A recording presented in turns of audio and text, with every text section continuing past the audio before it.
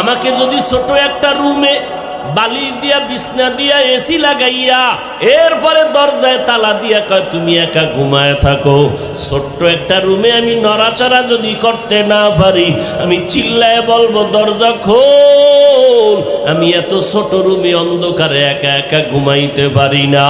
ও বান্দা, চোখ দুইটা বন্ধ করে চিন্তা করো, ওই কবর মাটির ঘর, তোমার ডানে মাটি বামে মাটি, সামনে পিছনে উপরে নিচে মাটি আর অন্ধকার, মশায় কামড়ায় মশারি টানাইয়া ঘুমাও, আর গুনা দিয়া যদি কবরে যাও, ওই কবরে পোকামাকড়ের ঘর, সাপ বিচ্ছুর ঘর।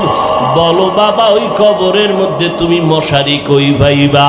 পোকামাকড়ে কামড় দিলে কেমনে তুমি ফিরাইবা?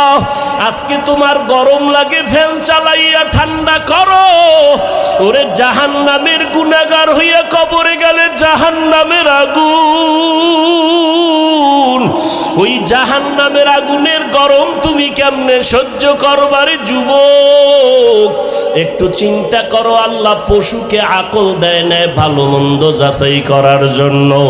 বাহাদুরি বেশি করিস না, আল্লাহ সিগন্যাল লাগায় রাখছেন অফিহা নুঈদুকুম।